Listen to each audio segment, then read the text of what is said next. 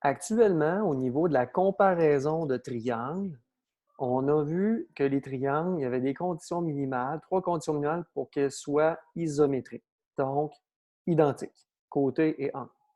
Il y a 3 conditions minimales aussi pour que les figures soient semblables. Donc, il y a des conditions de similitude. Et ça veut tout simplement dire que tu prouves que les deux triangles sont pareils, mais il y en a un plus gros que l'autre. Finalement, il y a les figures équivalentes. Les figures équivalentes, c'est des figures qui sont équivalentes dépendamment de si on regarde leur longueur, leur aire ou leur volume. Donc, c'est des figures qui ne sont pas pareilles du tout, mais qui ont quelque chose en commun qu'on va découvrir euh, maintenant dans cette capsule-là. Première des choses, si on regarde des lignes équivalentes, très rare qu'on va avoir un problème là-dessus, mais il faut quand même le dire, les lignes équivalentes, c'est des lignes qui ont la même longueur, tout simplement. Donc, j'ai une ligne droite qui est de 15 cm, j'ai une courbe qui est de 15 cm.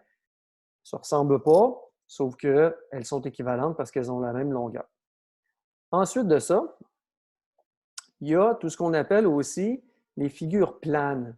Figures planes, c'est des triangles, des rectangles, des parallélogrammes, etc. Donc, en deux dimensions. Ils ont une longueur, une hauteur.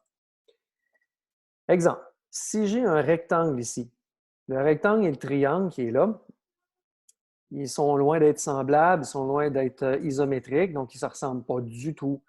Mais ils ont une petite chose en commun, c'est que l'aire du rectangle est de 24 cm² et l'aire du triangle est de 24 cm². C'est comme si on avait un terrain rectangulaire et un terrain triangulaire. Si on veut acheter un de ces deux terrains-là, même s'ils n'ont pas la même forme, ils valraient sensiblement la même chose parce qu'on a la même surface de terrain, 24 cm². Évidemment, en centimètres, ça ne fera pas des gros terrains. Mais disons qu'on fait la transposition à la vie de tous les jours, ça peut donner ça. Donc, ces deux figures-là, ça ne ressemble pas, ils n'ont rien en commun, mais on peut dire qu'elles sont équivalentes parce qu'elles ont la même aire. Donc, quand on veut savoir si des figures planes, elles sont équivalentes, ce qu'on vient valider, c'est l'aire. C'est ça qu'on calcule. Par contre, quand c'est des solides, on va aller valider plutôt les volume, parce que ce qui nous intéresse quand on travaille avec des solides, c'est combien je peux mettre de choses dedans. C'est quoi qu'elle peut contenir? Combien de liquide combien je peux le remplir? Donc, ça, c'est important.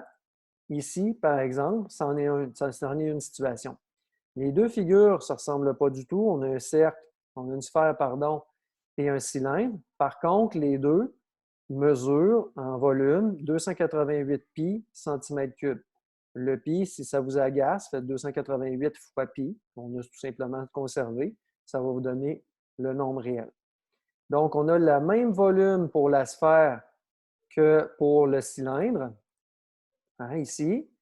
Donc, quand ils ont le même volume, on dit qu'ils sont équivalents. Si les deux figures, elles ont la même aire, ça signifie en aucun cas qu'ils sont équivalents. Les aires, c'est associé, quand les deux figures ont le même aire, on parle de figures planes. Quand c'est des figures planes, comme ça ici, si on revient un petit peu, les figures planes, on parle des aires, comme ça. Les figures en solide, des solides, on parle des volumes. Donc, très important. Donc, les lignes, c'est la longueur. Les figures planes, c'est des aires. Et les solides, c'est des volumes pour affirmer que les figures sont équivalentes. Rapidement, on va passer quelques propriétés. Okay? C'est des choses, des fois, qui peuvent être placées sur une feuille de notes, là, souvent dans des évaluations. Alors, on va passer ça rapidement. Donc, dans tous les polygones équivalents, ce qu'on veut dire, polygone, c'est le polygone régulier qui a le plus petit périmètre. Donc, ça, c'est des situations où est-ce qu'on cherche à optimiser des choses. Donc, dans les polygones équivalents, c'est le polygone régulier. Qu'est-ce que c'est un polygone régulier? Un polygone, premièrement, c'est une figure plane, OK? Et régulier, ça veut dire que tous ses côtés ont la même longueur. Donc, un carré, par exemple, un triangle équilatéral, etc. Donc, ici, j'ai le choix entre un rectangle, dont l'aire, c'est 64 cm², un carré, dont l'aire, c'est 64 cm², donc sont équivalents.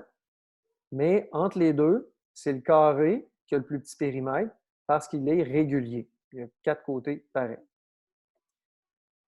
Ensuite de ça, bon, par exemple, dans des situations, on pourrait dire voici deux terrains, lequel va coûter le moins cher à clôturer. Bon.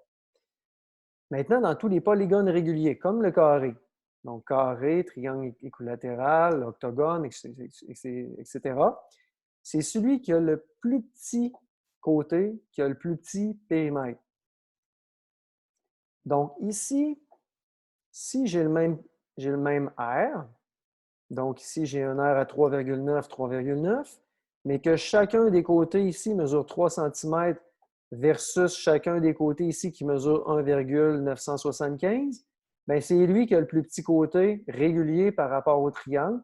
Donc, c'est le carré qui va avoir le plus petit périmètre, on voit le bien, à 7,9 versus 9 cm. Prochaine propriété, dans tous les prismes, là, on tombe dans des objets en 3 dimensions. Dans tous les prismes rectangulaires, donc ce qu'on appelle communément des boîtes, s'ils ont la même aire totale, ça ne veut pas dire qu'ils sont équivalents, mais disons qu'ils ont toutes la même surface de carton, les boîtes. C'est le cube qui contient le plus grand volume. Exemple pour s'en convaincre, j'ai une boîte rectangulaire et j'ai un prisme à base carrée, communément appelé un cube. L'aire totale est identique, donc les surfaces de carton, j'en ai la même dimension, mais le volume dans la boîte rectangulaire, c'est 900 et le volume dans le cube, c'est 1000. Donc, c'est le cube parmi tous les prismes rectangulaires. Toutes les boîtes, c'est le cube qui contient le plus.